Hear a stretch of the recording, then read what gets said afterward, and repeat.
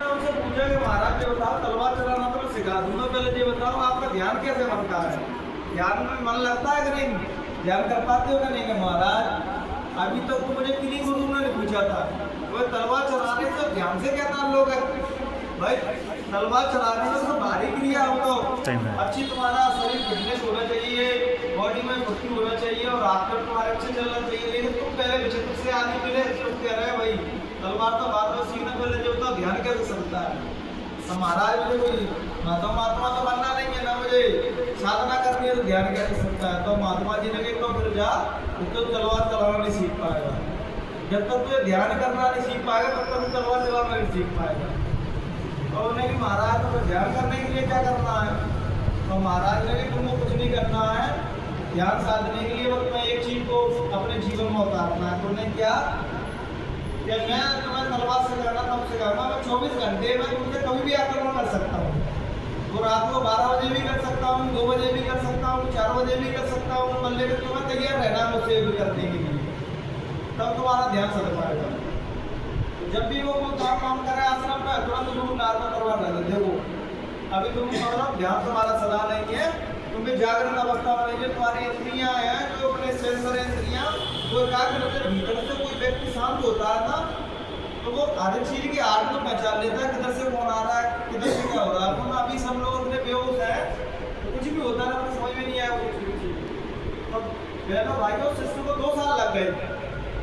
2 सालों में इतना अवेयर हो गया कि सीख भी जमीन पर गिरती ना तुरंत उठ के खड़ा हो जाता है, कोई आ गया तुरंत हमें तो दरबार कहना तैयार रहता है आगे गुरु जी आ रहे।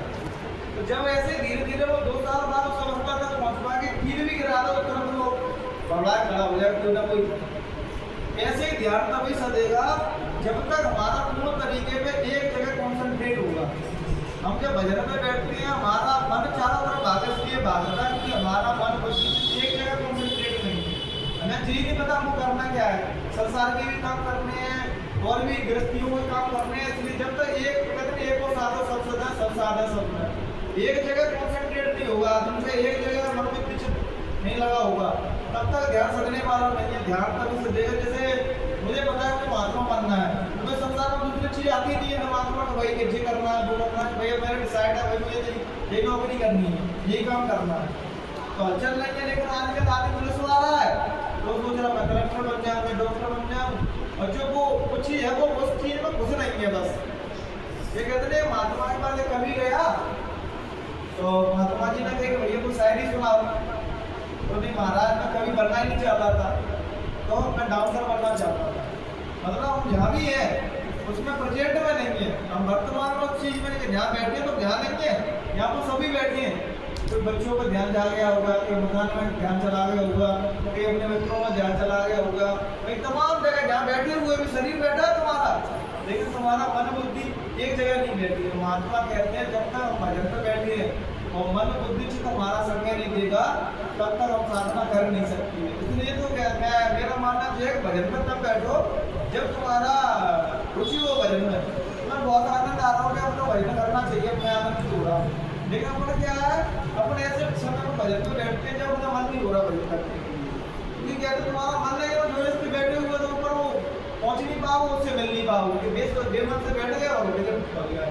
इसलिए भजन तब करो जब साधक की कोई ना कोई टाइम फिक्स रहता है, उसको अच्छा लगता है मुझे जाके भजन करना अच्छा लगता है, मैं आनंदित होता हूँ भजन करने से। तब भजन कर पाओगे। तो तुमने नियम मान लिए कर रहा हूँ भैया तो सुबह 4 बजे भजन करते हैं, मैं भी 4 बजे करूँगा, तो मेरी लाइफ स्टाइल अलग है, तुम्हारी लाइफ स्टाइल अलग है। तुम्हें क्या था समय कौन सा उसको लग रहा है तभी भजन कर रही हूँ। अच्छी उससे कह रहे हैं कि भैया दोपहर में फ्री हो जाते हूँ अच्छे से, तो दोपहर में भजन कर सकते हैं। गुरु महाराज तुम्हारा करके नहीं, ऐसी कुछ बात नहीं है। अगर कोई मालिक से मिलने के लिए तड़प रहा है तो दोपहर में तो मालिक मिलेगी नहीं, मालिक किसी भी सीमा में नहीं बन जाएगा। दोपहर में बैठोगे तो नहीं मिलोगे। ये है कुछ मर्यादा है, सुबह शाम भजन करके जो लोग फ्री है तो वो कोई काम नहीं तो कभी भी भजन में बैठ सकते हैं। लेकिन ये है कि भजन हम भजन में हम बैठती है तो हम पहले अपने इतनी चीजें प्रश्नोत्तर करते रहते हैं सामने वाले से, ये भी उत्तर दे दो, वो भी उत्तर दे दो, ये भी कर दो, वो भी कर दो, तो फिर भजन ऐसा व्यक्ति भजन नहीं कर पाएगा। अगर तुम किसी भी महात्मा के जाकर समस्या के लाने लगे कि महाराज जैसे समस्या जैसे सॉर्ट आउट हो जाएगी तब मैं भजन करूँगा, लेकिन लोगों की दावत क्या होती है कि महाराज थोड़ा की शादी है उसके बाद तो भजन करना ही है, जो रह गया। तो जो ऐसे व्यक्ति कभी भजन नहीं करते। जो व्यक्ति किसी कोई भी चीज को कल पर डाल दिए वो लोग कभी भजन नहीं कर सकते, क्योंकि कल तो काल का होता है, क्योंकि कल भी आएगा तो आज करके आएगा, कल फिर करके आएगा। लेकिन आप अच्छे काम के लिए कल पर डालेंगे, बुरे काम पर ना भगवान कर देते हैं। तो इसलिए कहते हैं काल करे सो आज कर और आज करे सो अब, कल में गौरी होगी गौरी करेगा तब। अगर तुम कल में कोई चीज डालोगे तो बूढ़ा हो लोग नहीं मान सकता क्या आपका कि भजन ध्यान भजन बूढ़े हो जाएंगे तब करेंगे। तो बूढ़े होने के बाद तुमको कुछ मिलेगा नहीं, तो माला लेके बैठे रहोगे बस, तो तुम्हारा शरीर ही संग नहीं देगा। भाई गुरु महाराज कहते सभी चीज जवानी के जोश में होती है। जब तुम संसार में दौलत कमानी हो तो जवानी में कर सकती हो, जब भीतर की दौलत कमानी हो तो अपनी जवानी, क्योंकि जवानी में तुम्हारा शरीर तुम्हारा साथ देगा, बुढ़ापे में तुम्हारा शरीर कोई साथ देगा। हम लोग ही समझ गए तो धर्म में हो मुसलमान धर्म में समझ के मानता है बूढ़े हो जाएंगे तब भजन करेंगे। ये बूढ़े होने के बाद तो भजन कर नहीं सकते, क्योंकि बुद्धि इतनी पहली हो जाएगी तो जीवन 60-70 साल जीवन का अनुभव ले लोगे तुम। हर चीज को अपने पैरामीटर में अपनी बुद्धि की खोपड़ी का नाप लोगे, और संत किसी की बुद्धि की खोपड़ी का नहीं सकते। संतों को गुरु महाराज कहते थे बच्चा अगर संतों को वो भी जानना चाहेगा ना ऊपर हाथ करके, वो भी जानना चाहेगा तो वो भी समझ सकता है कि उनके भीतर क्या क्या चल रहा है। एक बार करेगा गुरु महाराज शिवनी में गुरु महाराज आया बताइए कंपनी में इंग्लिश का पेपर पढ़ रहे थे टाइम्स ऑफ इंडिया, तो कोई कुछ पूछने आया गुरु महाराज से, तो गुरु महाराज की समस्या बता के कहते हैं उंगली रख के इस दिमाग में क्या चल रहा है कि वो भी पता नहीं कर सकता इसमें क्या चल रहा है। ऊपर सारा करके कह रहे हैं वो भी पता नहीं कर सकता इस दिमाग में क्या चल रहा है। तो महात्मा का स्थान बहनों भाइयों सबसे ऊपर है, क्योंकि महात्मा कहते हैं परमार्थ के कारण साथ में लगा शरीर, और दूसरे को लिए जीवन समर्पित के लिए आते हैं, दूसरे का जीवन बदलने के लिए, दूसरे का जीवन को बिल्कुल कहते हैं राक्षस प्रवृत्ति से लिए उनको अच्छा मनुष्य बनाते हैं। सब तो इसलिए धरती पे आते हैं। एक व्यक्ति कितने लोगों का जीवन का मार्गदर्शन हो, कितने लोगों का जीवन बदल जाता है। महाराज ने 45 करोड़ों में अंडा मीट मांस शराब सब छुड़ा दी और उनको एक बेहतर इंसान बनाया, जिससे एक बेहतर समाज की स्थापना हो सके, बेहतर राष्ट्र की स्थापना हो सके। एक हिंदू मुस्लिम के दायरे में ना बना हुआ समाज एक मानवता सबसे ऊपर हो। अगर हम चीजों धर्म में भी जाती है ना तो हम एक ना कोई जंजीर बदल लेते हैं, या कोई मुसलमान की जंजीर बदल लेगा या कोई हिंदू की जंजीर बदल लेगा। और महात्मा कहते हैं दोनों जंजीर हैं, जब तक ये दोनों जंजीर को नहीं तुम गिरा दोगे तब तक तुम सत्य तक नहीं पहुंच सकते। क्योंकि हिंदू बनोगे तो मुसलमानों से घृणा करोगे, मुसलमान बनोगे तो हिंदुओं से घृणा करोगे, और घृणा कभी परमात्मा तक नहीं मिला सकते। तुम जिससे भी घृणा करोगे भगवान तुम्हारे सामने उसी रूप में आएगा। इसलिए तो संत राबिया कहती थी कुरान में बात लिखी गया है, अच्छे लोगों से प्रेम करो, शैतानों से नफरत करो। तो संत राबिया ने उस कुरान की बात को कैसे काट दिया, तो बोलते भाई कुरान में भी क्या संशोधन हो सकता है क्या? शास्त्रों में तो कोई संशोधन हो नहीं सकता, तुमने ये कैसे कर दिया? तो वो कहती है किसी से नफरत हो तब तो मैं करूँ नफरत, भाई बची नहीं है किसी के लिए नफरत। तो कैसे ही महात्मा होते हैं ऐसे ही धार्मिक व्यक्ति वही है जो मानवता जिसके लिए सर्वोपरि हो, इंसानियत सबसे बड़ी हो। ये बताओ तुम मुसलमानों को मारोगे, मुसलमान तुम्हें मारेंगे तो उनके भी माँ होंगे, उनके भी बच्चे होंगे, उनके भी तमाम रिश्तेदार होंगे। जब किसी को काटोगे मारोगे तो भी दर्द होता है। बस ये है कि वो लोग नादान है, वो जानते नहीं है, अज्ञानता में अल्लाह के नाम पर खोटे कर्म कर रहे हैं, अपने हिंदू की राम के नाम पर खोटे कर्म कर रहे हैं। तो इसलिए ना तो राम को कहते हैं हिंदू का है वो राम प्यारा, मुस्लिम का है रहमान, आपस में दो लोग लड़ पड़े तो मरम ना जाना है। आपस में हम सब लड़ने के लिए लगे, लेकिन हिंदू ना हिंदू समझ पा रहा है राम को, ना अल्लाह को समझ पा रहा है। सभी पैगम्बरों ने, सभी महापुरुषों ने मानवता, प्रेम का, भाईचारे का पैगाम दिया कि एक दूसरे के काम आओ, वही सबसे बड़ा कर्म है। पहले किसी का भी त्योहार हो, भगवान का त्योहार हो तो हिंदू उसको सेलिब्रेट करते थे, हिंदुओं का त्योहार हो तो भगवान सेलिब्रेट करते थे। लेकिन आज का माहौल ऐसा हो चुका है कि लोगों के अंदर धर्म के नाम पर जहर दिया जा रहा है। तो तुम इतने कट्टर बनो कि तुम्हारा धर्म खतरे में, वो कहता है मेरा धर्म खतरे में। वो धर्म ही दो कौड़ी का जो खतरे में, वो परमात्मा ही दो कौड़ी का कि जिसको कोई कब्जे में कर सकता है, उसको कोई बांध सकता है, उसको कोई नहीं बांध सकता है परमात्मा को, ना कोई धर्म को कोई कब्जा कर सकता है। लेकिन ये अज्ञानी लोगों को आपस में धर्म के नाम पर लड़ाते हैं। गुरु महाराज कह गए आग में चल के देखना धर्म के नाम पर कितने लोग मरेंगे। और धर्म को एक भी व्यक्ति नहीं जानते, जो भी व्यक्ति धर्म के नाम पर लड़ रहा है कोई एक भी व्यक्ति धर्म को नहीं जानते। धर्म को जो जानेंगे वो कभी लड़ेगा ही नहीं किसी से, या मुसलमान समझ गए तो हिंदू से लड़ेंगे, हिंदू समझ गए तो मुसलमानों से लड़ेंगे। कबीर साहब जीवन भर लोगों को, हिंदू मुसलमानों को मानवता का पाठ पढ़ाते रहे। जब शरीर छोड़ा तो उनके शरीर में हिंदू मुसलमान लड़ने लगे। वो कह रहे हम गाड़ेंगे मुसलमान, हिंदू कह रहे हम जलाएंगे। तो कबीर साहब कह रहे हैं मूर्खों को कितना भी ज्ञान दो लेकिन कभी समझ में नहीं आती।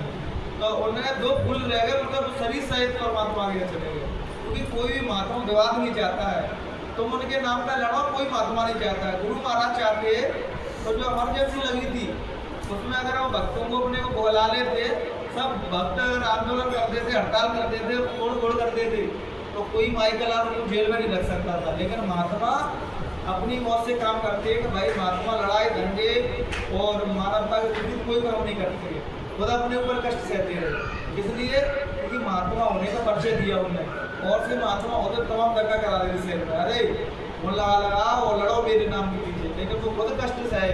लेकिन अपन लोगों को शिक्षा नहीं दी कि तुम बसें चला दो, रोड खोद दो, ट्रेन की पटरी मार दो। ये तो सच्चे संत है कि संत स्वयं कष्ट झेल के तुमको सच्चा रास्ता दिखाते हैं कि बच्चा ये काम मत करो, इसके बदले में क्या होगा वो महात्मा जानती है। गुरु महाराज भविष्यवाणी करते थे और सत्संगी लोग नीचे बैठ के सब हंसते थे। गुरु महाराज के मैं जानता हूँ तो मेरी बात पर सब हंस रहे हैं, मेरी बात को कोई नहीं मानता। लेकिन वो समय आएगा तो हम फूट फूट के लोगे थे, और उस समय जग जाते तो बढ़िया रहते, उस समय वो चीज़ को समझ लेते तो बढ़िया रहते। कि महात्मा भूत भविष्य सब जानते, इसलिए वो आगे की बात करते थे। आज जो स्थिति बन रही है, इतने साल गुरु महाराज पहले के गए, लेकिन सभी लोग हंसते थे। जब काशी में गुरु महाराज सत्संग दे रहे तो गुरु महाराज कह रहे बच्चा जितने भी गंगा के तट पर जितने भी झोपड़ी बना रखी रहने के लिए सब हटा देना यहाँ से, गंगा मैया आशीर्वाद लेने आएंगे। तो जो सत्संगी लोग बैठे, अरे इतने तो बड़े पाए गंगा मैया एक बार सो जाते हैं, इनके पास आएंगे गंगा मैया, क्योंकि बुद्धि का स्वभाव है तर्क वितर्क करना। तुम छोड़ो भगा जाओ किसी से भी। अब आप तुमसे जो कह दो ना कि तुम लोग सच्चे भगवान भगवान मुझसे मिलने आ रहा है, तो तेरे बड़े भगवान क्योंकि साधक भगवान से मिलने जाता, भगवान हो जाता है किसी से मिलने के लिए। तो मानोगे इतना 32 बार को मान नहीं सकती, अरे अपने आप को गाड़ी समझ रहे हैं गंगा मैया तो यहाँ नहीं लगे जाए। तो लोग क्या कर रहे हैं, बांस की सीखे गाड़े हैं, देखते हैं गंगा मैया उस लाइन को क्रॉस सूखी जगह पे गाड़े हैं, गंगा आगे को बढ़ेगी तो बांस तो बह जाएगा पूरी मतलब रेत में, थोड़ी थोड़ी बांस की लकड़ी गाड़े हैं सब लोग, उससे बह गए सब बांस की लकड़ी साथ। तो गुरु महाराज मंच पर चढ़े घर, अरे बच्चा कब तक संदेह करते रहोगे, कब तक परीक्षा लोगे, जब तुम्हारी सब परीक्षा में पास हो गया अब तो जान लो कि मैं कौन हूँ। इसलिए महात्मा इनडायरेक्टली बात करते हैं, डायरेक्ट किसी चीज़ से नहीं है। सत्संग में सब प्रकार के जीव आते हैं और सब प्रकार ही एक जैसी आस्था नहीं हो सकती। किसी के लिए वो भगवान थे और किसी के लिए वो महज एक बाबा थे, बाबा ही तो बस भगवान अलग है बाबा अलग है। कहते हैं गुरु शिष्य की एक ही काया, कहने दोनों को दो फरमाया, भगवान में और गुरु में कोई अंतर नहीं रहता। बल्कि देखो कृष्ण भगवान गीता में कहते थे कि मुझसे भी बड़ा स्तर सदगुरु का है, गुरु का स्तर इतना बड़ा है तो छोटे कर्म करोगे तो मैं तुम्हें सजा देने में इसलिए मैं तुम्हें सजा दूंगा। तुम्हें काल भगवान का न्याय है, तो छोटे कर्म करोगे वो सजा देगा। लेकिन किसी महात्मा के यहाँ तो रो लिए अपने प्रभु मैं बहुत गुनाहगार हूँ, गुरुदेव में बहुत गुनाह किए हैं, तो जैसे ही तुमने रोए हो गुरु ने तुम्हें सब तुम्हारे पाप हो गए। क्योंकि वो महात्मा के सामने आ जाता, 10 वर्ष होते हैं तो 10 वर्ष में तमाम कर्म कट जाते हैं तुम्हारे। तो गुरु महाराज कहते थे बच्चे जो कर चुके हैं वो सब भूल जाओ, आप अपने आगे वाली चीज़ को सुधारो। लेकिन हमें तब भी नहीं सुधारा, क्योंकि यहाँ की माया एक ऐसी विचित्र है कि लोग इसमें ही रमे रहते हैं। बस कोई व्यक्ति कहते हैं तुम्हारा यहाँ के काम पूरे हो गए, सिद्ध हो गए, अब उसको याद करो, उसका भजन करो तो तुम्हारा काम हो जाएगा। लेकिन जीव का एक स्वभाव तो मैं मन नहीं जाता तो वह यहाँ से जाता नहीं। तो कोई स्थिति तो है, बूढ़े बूढ़े सत्संगी लोग भजन ना करते हुए कहना दौड़ लगा रहे हैं, ये कर लो वो कर लो, ऐसा कर लो वैसा कर लो, क्योंकि इंद्रियों को नियंत्रण नहीं है, इंद्रियों को रस नहीं दे रहा है। इंद्रियों भजन करोगे तभी इंद्रियां रुकेंगी, अन्यथा इंद्रियां रुकने वाली नहीं है। तो कोई से भी कपड़े पहन लो, चाहे गेरुआ पहन लो, चाहे हरे पहन लो, सफेद पहन लो, लाल पहन लो, कुछ नहीं होने वाला। इंद्रियों तुम्हारी तभी रुकेंगी, इंद्रियों की जो धारा बह रही है वो तभी रुकेगी जब तुम भजन करोगे। बगैर भजन के कोई समस्या का समाधान नहीं होना, मन बुद्धि चित्त तुम्हारे पवित्र नहीं होंगे, तुम्हारे अंदर से बुराई खत्म होने वाले नहीं है। भजन नहीं करोगे तो बगैर नॉर्मल आदमी से ज़्यादा बुराइयाँ तुम्हारे अंदर होंगी। भजन करोगे, भजन करने से एक एक बुराइयाँ तुम्हारी खत्म होंगी, तुम्हारा मन बुद्धि चित्त पवित्र होता है। जब तुम उसकी याद में रोते हो, उससे मिलने के लिए तड़पते हो, तो तुम धीरे धीरे से पवित्र पाक साफ होने लगते हो। जितना शुद्ध हो जाते हैं बिल्कुल, तो परमात्मा तुम्हारे अंदर में प्रकट हो जाता है। बाहर नहीं मिलेगा तुमको, भीतर ही मिलेगा तुम्हारा परमात्मा। अगर सतगुरु संत महात्मा अपने पीछे लगाए रहते तो तुम तो भजन क्यों करवा देगा, बच्चे मेरे पीछे लगे रहो, भजन मत करो। वो जानते हैं कि भाई देह के पीछे भागोगे या तुम्हारी देह छूटेगी तब तुम रोगे, या गुरु भी छूटेगी तब रोगे, तब गलत में पड़ जाओगे। जितने भी महात्मा आए जब वो शरीर छोड़ के चले गए, उनके बाद उनके अनुयायियाँ उनके बुरी सब धर्म में बढ़ गए। आज कबीर साहब के देखो कितने अनुयायी हैं, लेकिन एक भी व्यक्ति कबीर साहब की अवस्था तक नहीं पहुँच पाया। बुद्ध के कितने अनुयायी हैं, लेकिन एक भी व्यक्ति बुद्ध नहीं बन पाया। ऐसे गुरु महाराज कितने अनुयायी हैं, एक भी व्यक्ति उस अवस्था तक पहुँच पाया, क्योंकि वो भीतर काम कर रहा ही नहीं है, वो बाहर काम कर रहा है कि भाई मैं जैसा प्रचार करना, ये करना, वो करना है। और जब जीव मरने को होता है तब परेशान होता है कि आपके भीतर की बाहर की चीज़ तो सब जुड़ रही है, सब जुड़ रही कर रही है, क्योंकि तुमने छोड़ो उसको जुड़ा देगा। गुरु महाराज कहते हैं उसके अंदर दया नहीं है, अगर वो दया करता तो उसका नाम काल भगवान को होता। अगर वो दया करता कि जाके बच्चे छोटे हैं बड़े हैं, वो जब जिसका समय हो जाता है जाता है। इसलिए कहते हैं कि समय रहते भजन करो और चेत जाओ कि यहाँ का समय इतना खराब आने वाला है, अभी तो तुम भजन कर भी सकते हो, थोड़ा बहुत समय बाद तुम भजन को करने मन भी करोगे ना तब भी भजन नहीं कर सकते हो, कि बाहर की स्थिति और तुम्हारे घर की स्थिति इतनी खराब हो गई तो खाने को रोटी के लाले पड़ जाएंगे। इसलिए गुरु महाराज उस समय का इंतजार क्यों कर रहे हो? हम लोगों की विडंबना पता क्या है, जब तक समस्या हमारे द्वार पे नहीं आ जाएगी तब तक नहीं मानेंगे। वो लोग मर रहा है ना एक दो में, तो वो मर रहा है मैं भी मर रहा हूँ, लेकिन समझ लो वो हवा उधर चल रही है, इधर हवा आने में कितना समय लगेगा, पानी बरसने लगा, थोड़ा ही और समय है बस। सब जगह सब देशों में कतलियाँ मछली मारना सभी देश होंगे, अन्न की कमी हो जाएगी और लोग कहते हैं नाली में रोटी डली होगी उसको भी खाने का मन करोगे, उसको भी खा के खा लूंगी। ऐसा समय आने वाला है। और ये बात गुरु महाराज कहते थे, हम कहते थे हम लोग क्या कहते हैं समझदार व्यक्ति, अरे वो समय अभी भूल आएगा, अभी भी तुम सत्संग में कहते थे अरे वो समय अभी भूल आएगा, उस समय तो कब आ गया, आप सब मर जाएंगे तब आएगा, क्योंकि तुम चाहते नहीं हो अभी आ गया तो बस उस समय में कैसे सर्वाइव करूँगा कहते रहोगा, लेकिन वो समय अपने रहते ही आएगा, अपन मर जाने के बाद नहीं आएगा, क्योंकि सब सत्संग ही मर जाएंगे, कोई इस बात को कहने वाला ही नहीं बचेगा, किसने देखा कि समय आया कि नहीं। इसलिए सब चीजें अपनी आंखों के सामने घटेगी, सब अपन देखेंगे उन चीजों कि कैसा समय खराब आ रहा है। भजन तुम्हारी रक्षा कवच बनेगा और तुम्हारी कोई रक्षा कवच नहीं कर सकता। तो गुरु महाराज ने साफ साफ कही, बच्चा भजन करना वो तुम्हारी रक्षा कवच करेगा, जो दोस्त के महात्मा देह में होंगे वो तुम्हारी मदद करेंगे, लेकिन वो उनके पास तुम जा नहीं सकते हो। इसलिए सीधा सरल उपाय यही है कि तुम घर पे बैठ कर, रास्ता मालिक ने दे दिया है, तुम घर पे बैठ के भजन करो और मालिक से प्रार्थना करते रहो, हे मालिक हम जीवों नादान जीवों पे जब तो अज्ञानी जीव हैं और तरह तरह के रोज अपने पाप बनते रहते हैं, लेकिन गुरु महाराज आपकी दया दृष्टि ऊपर हमेशा बनी रहे, क्योंकि जब अपन जितने छोटे बने रहेंगे, जितने विनम्र रहेंगे गुरु के सामने आते ही तो अपने आप को बिल्कुल भी नहीं छिपा कर मेरे अंदर जो पाप है। और सच्चा गुरु कोई है कि तुम कहता मैं चोर हूँ, तब भी गुरु तुमसे नफरत करेगा नहीं, उसके भीतर नफरत है नहीं कि बच्चा अज्ञान और भूल में जो भी गलतियाँ वो सब माफ करती है, लेकिन हम जाते हैं गुरु से चालाकी कर देते हैं। गुरु महाराज पूछते थे कि बच्चा भजन कैसा बनना है, तब भी गुरु लोग बोलते थे माले बहुत अच्छा भजन बनना है, तो चले जाते थे। गुरु महाराज फिर भी सामना बुराई नहीं करते थे, चले गए तो सेवादार बैठे रहे तो उनसे कहते बच्चा अब पता मुँह से झूठ बोल रहा है कि भजन बहुत अच्छा बनना है, अब बताओ जब गुरु ही नहीं पता मैंने कहा गुरु के भजन का भजन क्या बनना होगा। इसलिए कहते हैं कि गुरु के सामने तो अपने आप को पूर्ण तरीके से भूल के रख दो कि मैं तो ऐसा हूँ। कहते हैं गुरु के प्रेमी होते हैं ना, वो इतना गुरु से प्रेम करते हैं कि मालिक मुझसे ध्यान भजन साधना तो बहुत मुश्किल है, लेकिन मैं तुझे प्रेम करता हूँ, तुझे मोहब्बत करता हूँ, वही में काम हो जाता है। तो शब्द का कोई नाम नहीं है जो ऊपर से आ रहा है, जो तुम्हारे भीतर शब्द की गुंजार हो रही है उसका कोई नाम नहीं है। तो कौन सा नाम है, राम है, कृष्ण है, अल्लाह है, जय गुरुदेव, उसका कोई नाम नहीं है, बस तुम्हारी आस्था जिस नाम में होगी वो उसी नाम से तुमको सुनाई देगा, सब उससे कहीं चले जाओगे। इसलिए शब्द को नाम मत मानो भैया वो नाम पकड़ रहा है तो वो पहुँच पाएगा नहीं, हमें पहुँच जाएंगे। राधा स्वामी वाले भी कहते हैं भाई हमारा नाम पहुँचा हुआ है तो जय गुरुदेव नाम पहुँचा हुआ है। नाम कोई भी पहुँचा हुआ और नहीं पहुँचा हुआ नहीं होता, साधक का विश्वास दृढ़ भरोसा वो पहुँचाता उसको। अब बताओ अभी भी लोग राम नाम भी जपते रहते हैं, अब भी लोग कितने साधना में छोड़ जाते हैं। महत्वपूर्ण चीज नाम नहीं है बहनों भाइयों।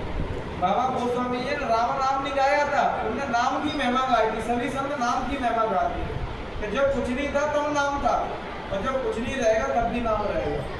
नाम ही है जो जिससे पूरी धरती आकाश सब कुछ नाम ही चल रहा है।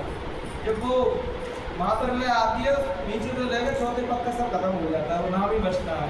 जब फिर से दोबारा सृष्टि की रचना होती है तो नाम से ही वो डोर नीचे को आती है, तो धीरे धीरे सब लोगों को धीरे धीरे फिर से स्थापना होने जाती है।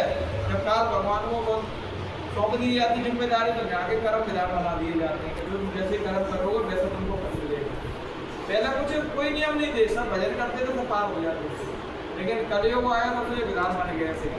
600-700 वर्ष पहले कबीर साहब आए, उन्होंने भीतर शब्द बताया, भीतर की यात्रा बताई कि भगवान बाहर नहीं है भीतर है। हालांकि महात्मा ने सभी ने कहा कि भीतर है, लेकिन कुछ चालाक लोग धर्म के नाम पर लोगों को सीधे बगलवाने वाले लोगों को बाहर गोरा कर दिया कि मूर्ति पूजा करो, पत्थरों को पूजो तो भगवान के कहेंगे। वेद व्यास जी ने मूर्ति पूजा किसने करवाई थी पता है? जंगलों में लोग जाते थे तो मूर्ति को देख के लोग ध्यान लगाते थे, जो तुम बाहर देखना उसको भीतर देखना चालू करो, उसके लिए थी वो। लेकिन आज पूजा करना रह गई, बस मंदिर गए, अगरबत्ती लगाए, फूल फेंके और नारियल जाना गिर गई तो कुछ फेंक के मार दिया, बस हो गई पूजा। तो ये बताओ, इससे तुम्हारे भीतर के विकार शांत हुए? भीतर की बुराइयां खत्म हो ही नहीं सकती। कि राम को ही पूछ रहा है, राम में टीका भी लगा रहा है, शराब भी पी रहा है, मांस भी खा रहा है, तो बताओ ऐसी पूजा क्या मतलब है? क्या कोई भी देवता तुमको मांस खाने के गलत काम करने की प्रेरणा देता है? चलो बहुत से लोग कहते हैं हम क्या गुरुदेव को नहीं मानते, मत मानो। जिसको मानते हैं वो भी क्यों गलत प्रेरणा नहीं देगा? चाहे अल्लाह का नाम लो वो भी गलत काम की नहीं कहेगा, राम को कहो वो भी गलत की, देवी देवता की पूजा करोगे वो भी उनके काम की नहीं कहेंगे, झूठे कर्म करो। अच्छे कर्म करोगे तो धीरे धीरे तो जैसे जैसे तुम्हारी भावना होगी भगवान कैसी कृपा करेगा। अपन लोग मोक्ष की कहीं ना कहीं अपने आगमन को झुकाने चाह रहे थे, इसलिए सतगुरु को लगे अपने लोगों को धन चाहिए, बाहर की माया चाहिए, तो देवी देवता को लगी वंदनांतर है।